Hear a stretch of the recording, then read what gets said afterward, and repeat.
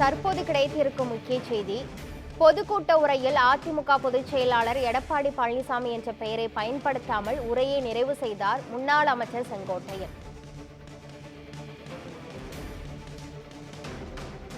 இதுகுறித்த மேலும் விவரங்களை வழங்குவதற்காக நமது செய்தியாளர் பிரசாந்த் இணைப்பில் உள்ளார்.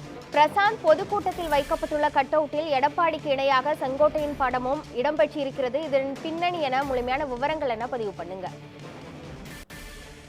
கிருஷ்ணவள்ளி, கடந்த ஞாயிற்றுக்கிழமை அத்திக்கடவு அவிநாசி திட்டத்தின் பாராட்டு விழாவில் கலந்து கொண்ட எடப்பாடி பழனிசாமி கூட்டத்தில் பாத்தீங்கன்னா முன்னாள் முதல்வர் எம்ஜிஆர் மற்றும் ஜெயலலிதா அவருடைய புகைப்படம் வைக்கவில்லை என்ற ஒரு குற்றச்சாட்டை முன்னாள் அமைச்சர் செங்கோட்டையன் வைத்திருந்தார். இந்த நிலையில அதிமுகவில் பிளவா என்கிற வாதம் தமிழகத்தில் தொடர்ந்து பேசப்பட்டு வந்தது.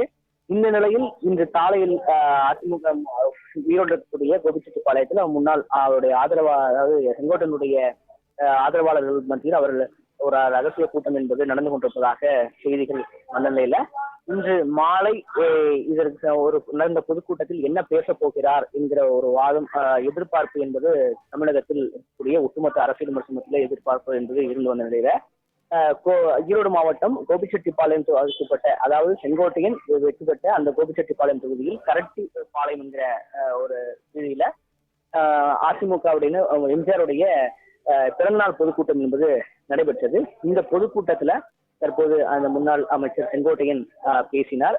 அதற்கான ஏற்பாடுகளும் செய்யப்பட்டிருந்தது. இந்த நிலையில பொதுக்கூட்ட மேடையிலே பாத்தீங்கன்னா அந்த எடப்பாடி பழனிசாமிக்கு இணையாக செங்கோட்டையின் படமும் வைக்கப்பட்டிருந்தார். அவரோட ஆதரவாளர் வைத்திருந்தார்கள். அதன் மத்தியிலே இந்த கூட்டத்தில் என்னவெல்லாம் பேச போகிறார் செங்கோட்டையன் என்கிற எதிர்பார்ப்பும் இருந்தது. தற்போது அவர் பேசிய பொழுது கூட காலையிலிருந்தே செய்தியாளர்கள் என் வீட்டில் இருந்து கேட்டார்கள், நான் என்ன சொல்ல போகிறேன், ஏதாவது சொல்லுங்கள், ஒன்றும் சொல்லவில்லை என்கிற வார்த்தையும் கேட்டார்கள்.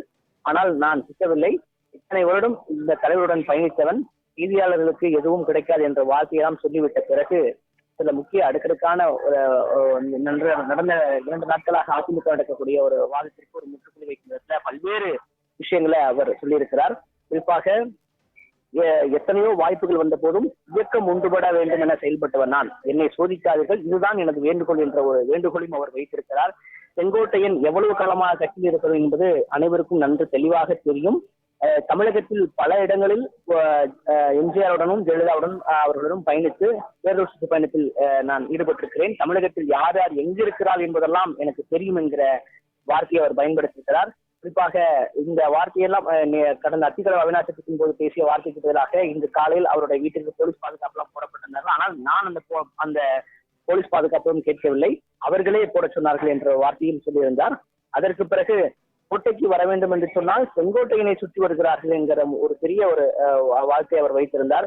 விட்டுக் கொடுக்கும் மனப்பான்மையுடன் இருக்கிறேன், மாற்று முகாமில் இருந்து கருத்து சொல்வதை பற்றி நான் கவலைப்படவில்லை, விட்டுக் கொடுப்பவர்கள் தான் நான்.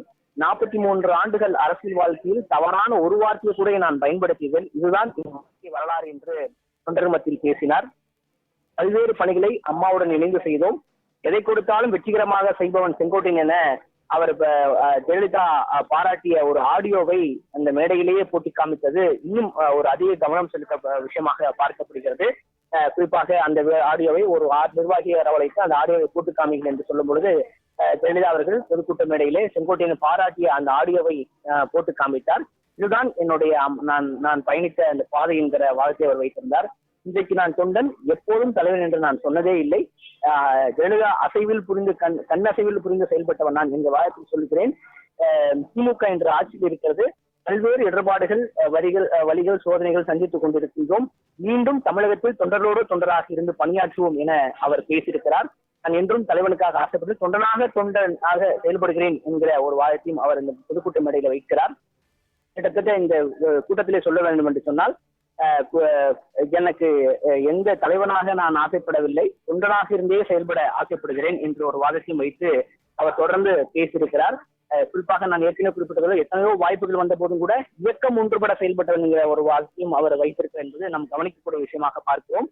குறிப்பாக இந்த பொதுக்கூட்டம் இடையில இவ்வளவு காலமாக எந்த ஒரு அமைச்சர் தமிழகத்தினுடைய கட்சியிலுடைய நிர்வாகிகள் அதிமுக கட்சி நிர்வாகிகள் வைக்கும் பொழுது கூட பொதுச் செயலோட படத்தை மிக பெரிதாக வைப்பார்கள். அதற்கு பிறகு அந்த மாவட்ட செயலாளர்கள், மாவட்ட மூத்த அமைச்சருடைய புகைப்படம் வைத்து அதற்கு பிறகு நிர்வாகிகள் படம் வைக்கப்படும். ஆனால் முதல் முறையாக இருவருடைய புகைப்படம் வைக்கப்பட்ட என்பது மிக ஒரு கவனத்திற்குள்ள விஷயமாக நாம் பார்க்க வேண்டும். குறிப்பாக பொதுக்கூட்ட உரையிலே கிட்டத்தட்ட 250 மேற்பட்ட தொண்டர்களை அவர் தொடர்ந்து வாசித்து சுமார் 10 நிமிடம் அவர் படித்திருக்கிறார். அதாவது அத்தனை நிர்வாகிகளும் நான் அந்த கூட்டத்துக்கு ஏற்பாடு செய்யப்பட்ட அந்த பொதுக்கூட்ட ஆதரவாளர்களோட அனைத்து பெயரையும் அவர் வாசித்தார். இதில் கவனிக்கக்கூடிய விஷயம் என்று சொன்னால் கிட்டத்தட்ட ஒரு 15 நிமிடமாக அவர் மேடையில் உரையாற்றிய பொழுது கூட அதிமுக பொதுச்செயலர் எடப்பாடி பழனிசாமி என்ற பெயரை பயன்படுத்தாமல் உரையை நிறைவு செய்திருக்கிறார். இது மிகவும் கவனிக்கக்கூடிய விஷயமாக இருக்கிறது. குறிப்பாக 2 விஷயம் நான் பார்க்க வேண்டும். ஒன்று எடப்பாடிக்கு இணையாக புகைப்படம் வைக்கப்பட்டது. மற்றொன்று அதிமுக பொதுச்செயலர் எடப்பாடியோட பழனிசாமியோட பெயரை வைக்காமல் அவருடைய பெயரை பயன்படுத்தாமல் உரையை நிறைவு செய்திருக்கின்றது. இந்த 2 விஷயங்கள் கவனிக்கத்தக்கது. மூன்றாவதாக என்னை சோதிக்காதீர்கள், எத்தனையோ வாய்ப்புகள் வந்த போதும் கூட இயக்கம் ஒன்றுபட செயல்பட்டவன் நான், என்னை சோதிக்காதீர்கள், இதுதான் எனது வேண்டுகோள் என்ற 3 விஷயங்களை இந்த நம்ம பொதுக்கூட்டத்தில் பார்க்க வேண்டும்.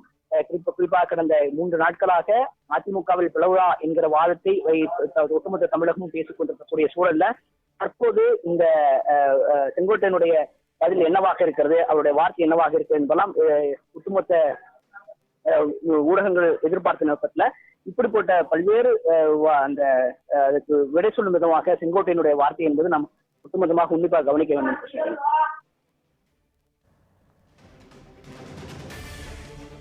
பொதுக்கூட்ட மேடையில் எடப்பாடி பழனிசாமி புகைப்படத்திற்கு இணையாக முன்னாள் அமைச்சர் செங்கோட்டையின் புகைப்படம் கட் அவுட்டில் இடம்பெற்ற நிலையில் பொதுக்கூட்ட உரையில் அதிமுக பொதுச் செயலாளர் எடப்பாடி பழனிசாமி என்ற பெயரையே பயன்படுத்தாமல் தன்னுடைய உரையை நிறைவு செய்துள்ளார் முன்னாள் அமைச்சர் செங்கோட்டையன். இந்த அரசியல் வட்டாரங்களில் தற்போது பேசும் பொருளாக இருக்கிறது. இது குறித்த முழுமையான விவரங்களை வழங்கியதற்கு நன்றி பிரசாந்த்.